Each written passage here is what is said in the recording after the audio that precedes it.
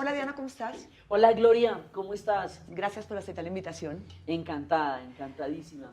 Tú dices que no hay ninguna razón genética, histórica, cósmica para que Colombia no pueda alcanzar la paz. Ya iniciamos el camino, pero ha habido tropiezos, incumplimientos, amenazas. Yo sé que tú eres una optimista declarada. Hay unos que ven el vaso medio lleno, otros que lo ven medio vacío. ¿Cómo ves este inicio del camino de la paz en Colombia? Bueno, hay una cosa que es muy importante aclarar. No es que la paz tenga dificultades ni que la paz tenga problemas. Es que la naturaleza de un proceso de paz es resolver dificultades y problemas. Es al revés. O sea, cuando uno hace un proceso de paz, lo que pasa es que se ve la cantidad de problemas que una sociedad no ha resuelto desde tiempo atrás, por lo cual ha tenido tanto conflicto. Un amigo decía que es como cuando uno prende la luz en un cuarto, entonces se ve, pues se ve el desorden, se ve el bulto, se ve todo, porque que no se veía porque no había luz, ¿sí? Entonces, esto es un trabajo y es un proceso de una generación mínimo, es una generación. Entonces, yo tengo eso mentalizado, o sea, es el resto por lo menos de la vida que a mí me quede y el resto de una generación, es lo que vamos a pasar en la paz. Yo he visto en Irlanda como el antes y el después. Además ellos nos dicen, los irlandeses dicen que el nuestro es un baby process, un proceso bebé. Ellos nos miran y dicen, ay, ustedes están en el proceso bebé. Entonces... Estamos gateando, claro, gateando hacia mira, la paz. nosotros llevamos un año, eso son 45 minutos, ¿sí? Entonces, claro, empiezan todas las dificultades, pero las dificultades son de las sociedades que están dejando atrás la guerra y empezando a hacer la paz. Eso es lo que pasa. Sí, hay que tener paciencia, no pensar que esto es de un momento a otro. Esto, y hay una cosa que es muy importante, esto no es un proceso puntual. Esto no se define hoy a las 10 de la mañana, ni mañana a las 11, ni el jueves a las 3. Entonces, si uno se pone a parir hoy a las 11 y mañana, hombre, le cae el estómago antes de que, ¿sí? De que pase algo, porque estas cosas tienen unos tiempos. Tienen unos tiempos. Ahora, que no hay, no hay pueblos condenados. Yo he visto pueblos, como en el Líbano. En el Líbano eran 17 comunidades religiosas que se rompieron en un país del tamaño un poquito más grande que Risaralda, y en ese país los invadieron los israelitas por el sur y los sirios por el norte, y se montaban en una guerra civil religiosa, y duraron 17 años matándose, y se desmataron, y tanto es así que no se han desbaratado a pesar de que están en la esquina de la candela. Y dicen que cuando se acabó la guerra en el Líbano no abandonaron el campo de batalla, sino que cerraron la ventana y dejaron de dispararle al vecino. ¿Qué es eso? ¿Qué es sí, o sea, era un fratricidio. Entonces, yo he visto pueblos en situaciones de gravedad extrema, extrema, salir hacia la esperanza. Pero a ver, hagamos un poquitico de balance de estos primeros, ya lo decía Gandhi. No hay un camino para la paz. La paz es el camino. La paz es el camino. Y ha tenido dificultades, como te decía al principio. Pero, ¿qué puede retrasarlo más? ¿Qué puede dificultarlo más? Que se atraviese la campaña electoral. Mover toda esta maquinaria estatal para llegar allá a las regiones, o la apatía y la indiferencia de un sector grande del país que vio la violencia por televisión y no conecta con las víctimas. Es muy importante que la gente se conecte, digamos, con la idea de que podamos cambiar. Hay una cantidad de cosas que sí pasan, hay una cantidad de gente transformando comunidades en todo el país, pero esta gente no es la que aparece en las redes sociales, esta gente no es la que aparece en los debates, es la que construye la paz día a día. Entonces, pues digamos, no se ve tanto como todas las polémicas, pero el proceso avanza. Y ahora, los procesos no son lineales, avanzan y retroceden. Nosotros los colombianos no estamos familiarizados con la palabra proceso, porque la palabra proceso nos saca de la inmediatez en que vivimos. Sí, nosotros vivimos Pantier, además nosotros vivimos al filo del abismo Pantier, y mira, esto nos va a ocupar otro tipo de tiempo mental, ¿sí? Y es diferente. Entonces nosotros tenemos que sacarnos la mentalidad de la guerra eso es lo que toma más tiempo, ¿sabes? Eso es lo que toma más tiempo. De bajarse uno de ese chip. ¿Cómo es este carácter del pueblo colombiano? Primero ya lo has dicho, hay que salir de la guerra, pero ¿qué otra cosa nos caracteriza, nos facilita o nos dificulta este camino a la paz? Bueno, hay una cosa que nos dificulta que para mí es un poco indescifrable en alguna medida, ¿no? Y es eso que yo llamo, yo lo digo la fatalidad colectiva. En Centroamérica, por ejemplo, les dicen la subjetividad precaria. Pero es una idea de que nosotros como individuos podemos lograr cualquier cosa que queramos, pero como sociedad no. Esa idea de que nos falta 5 para el peso, esa idea de que nosotros no lo vamos a lograr y todos los días lo logramos. El sentido de la fatalidad colectiva, de creer que no podemos transformarnos como sociedad, yo lo ubico, por ponerle una fecha, entre la guerra de los 1000 días y la separación de Panamá. Como que ahí nos entró como una sensación de fracaso histórico y como que las cosas no se nos daban a nivel colectivo. Eso es una construcción de la cabeza. Y como es una construcción, o sea, eso no está sino aquí, la podemos deconstruir. Pero se va a tomar su tiempo. Sí, está demasiado yo profundizada. lo que he visto, Gloria, es que los pueblos se empeliculan. Y como se pueden empelicular, se pueden desempelicular. Porque la construcción de la fatalidad colectiva es pura carreta, ¿me entiendes? Esto no está sino en la cabeza. Así es. Sé que inventó, pues que inventó que no. ¿Sí? Mi voto, digamos mi sueño, es ganarnos el mundial ese sería campeonato o subcampeonato para hacer Invictus 2. ¿Sí? Porque eso a lo mejor nos pondría de buen ánimo, ¿me entiendes? Es que si hay algo que nos une a este país tan digo yo, fracturado es el fútbol. Bacán. ¿Sí? ¿Y por qué no? Ahora, todos los que ganan los mundiales van y ganan los mundiales, o sea, van y los ganan. Entonces, digamos como es concebir, como quitarte el velo de la cabeza y concebir qué puedes construir. Estas nuevas realidades que se están gestando con este camino que estamos andando por la paz, estas nuevas realidades generan nuevos miedos.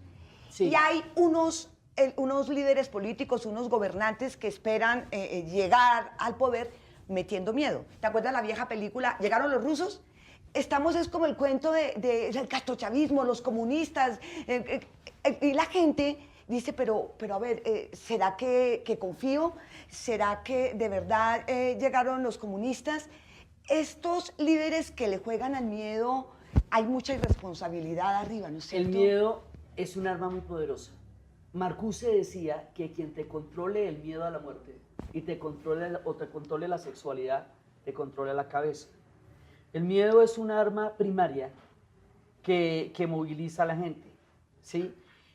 Pero el principal miedo es el miedo al cambio, el miedo a concebir otra sociedad. Una amiga mía dice que no hay nada más estable que un mal matrimonio, que de ahí no se baja es nadie, ¿sí?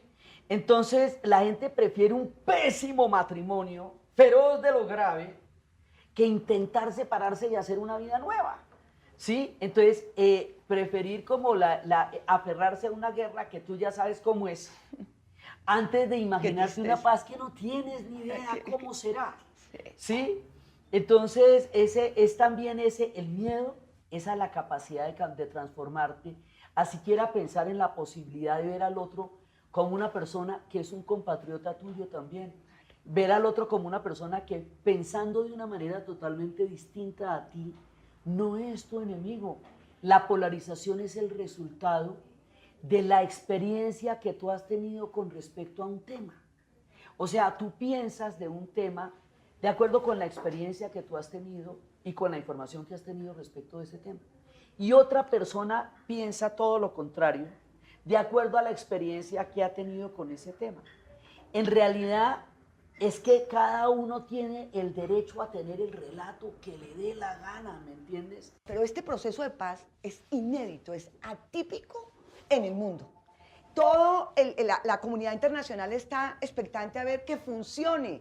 Aquí hay miedo en algunos sectores de que funcione, pero no es comparable con otros Sí, procesos. es comparable, pero tiene cosas nuevas, pero es comparable. ¿Por qué es comparable? Porque la paz es una sola narración. O sea, la paz es una construcción humana que van haciendo diferentes sociedades. Y cada sociedad aprende de las otras. El relato es uno, es el relato de los pueblos buscando la paz, sino que cada uno aprende de los errores de los otros e innova. Nuestro proceso tiene una gran cantidad de cosas nuevas: el reconocimiento a víctimas, el reconocimiento de las mujeres, la jurisdicción, la JEP, todo esto la son... Comisión de la Verdad, la reparación Ahora, de... ¿por qué, digamos, por qué es nuevo lo de la justicia? Porque eso no lo tienen en Irlanda. Entonces hay un poco de víctimas por ahí que andan que fueron despedazadas en las bombas y no han sido reconocidas como víctimas, y eso fue un pedazo que les quedó faltando. Entonces en el proceso de acá dice, ve, hay que reconocer las víctimas. Lo de las mujeres, hubo 26.000 mujeres desaparecidas porque fueron violadas en Bosnia y Herzegovina y nadie volvió a saber de ellas porque deshonradas no volverían. Las mujeres como botín de guerra para sembrar la semilla serbia, para hacer una limpieza étnica. Entonces, bueno, no, es que las mujeres son tomadas como botín de guerra. O sea, este proceso es el aprendizaje. Ensayo y error de todos esos otros procesos que nos han precedido. De todos los demás procesos. La Comisión de la Verdad. La Comisión de la Verdad, el invento es surafricano, y sí, eso lo puso Desmond Tutu y lo hace Mandela. Y en la Comisión de la Verdad en Sudáfrica tú te presentabas, primero, voluntariamente. Segundo, tenías que conectar tus delitos con un móvil político. Decir toda la verdad, y hasta que la víctima encontrara en su corazón la capacidad para perdonarte, porque el objetivo era la reconciliación. Con lo que se descubre hay que vivir, pero hay que vivir es para darle la vuelta a la página. Entonces, una Comisión de la Verdad, mira, es tan importante que los chicos alemanes, los papás nunca les hablaron de la Segunda Guerra Mundial. Cuando se fueron de vacaciones a Francia, los franceses les contaron del Holocausto y los pelados llegaron aterrados a preguntarle, papá, ¿eso es cierto? Dígame cuál era la asignación suya y cuál era la unidad. Dígame dónde estaba, qué hacía en la guerra, porque con lo que usted hizo yo tengo que vivir. Y ese fue el 68 alemán. La mirada de los hijos preguntándole a toda la gente que hizo los horrores de la Segunda Guerra Mundial qué pasó durante la guerra. Eso no nos puede pasar, porque genera tal cantidad de confusión, de duda, que no permite que los pueblos resuelvan lo que tienen que resolver para seguir adelante. La Comisión de la Verdad, que funcione la justicia especial restaurativa, no punitiva, que se busquen se busque a los desaparecidos, es que realmente es un paso, se demoró, pero el paso y lo que contiene este proceso de paz es de un alcance que planetario. Ojalá, esto es un alcance, esto es muy importante ojalá entenderlo. Mire, funcione. Esto va a funcionar, lo que pasa es que toma su tiempo, Sí. pero esto es de un alcance planetario. Sí. O sea, esto el mundo entero está mirando. Está mirando, y entonces mira lo que pasa con esto. Si tú ves los diferentes países, yo hago una diferenciación muy grande entre cuando un país está tratando de salir de un conflicto, lo que llamo yo la distorsida, a cuando un país se está metiendo en el corazón de un conflicto que le va a tomar mucho tiempo sacar. Entonces, la distorsida, la sacada es complicadísima, pero tú vas para afuera, ¿sí? Entonces, nosotros vamos para afuera porque además estamos resolviendo. Siria se está enterrando, ¿sí? O sea, si tú ves en el mundo, hay una cantidad de pueblos que están viviendo conflictos que están agravando la situación que viven. Nosotros estamos viviendo las dificultades propias de quienes estamos resolviendo la situación que vivimos. Estamos en una dirección, y como somos los únicos que estamos haciendo una cosa de esta escala en este momento, el mundo nos está mirando, porque de nuestro relato se suma el relato colectivo de la especie para construir la paz como narrativa de civilización. Somos parte de una cosa mucho más grande que la pequeña mezquindad o el pequeño tropiezo de cada día. Sí, o sea, esto es una cosa de un alcance. Lo primero es que meternos en la cabeza que lo que estamos transformando es un mundo, una sociedad, una generación, un tiempo histórico. Tenemos que llegar a la modernidad y terminar la Guerra Fría, con eso le digo. Sí, o sea, terminar la Guerra Fría, pues que se acabó hace 21 años, y llegar mínimamente a la modernidad, ole. Sí. Sí, porque tenemos atrasos históricos, rezagos históricos, arcaicos, desde un oscurantismo muy, muy atrás. Entonces todo eso hay que resolverlo. ¿Sí? Y entonces es tan difícil el proceso porque es difícil resolver nuestros procesos como país. La paz no es sino el espejo de una sociedad que tiene que resolver conflictos, es eso. Pero que no los puede resolver en medio de la balacera, como no se puede arreglar una relación de pareja entre los taconazos y los sartenazos. ¿Cuál es tu propuesta de pareja? Y el otro no, tienen que sentarse y hablar para poder saber cuál es el planteamiento.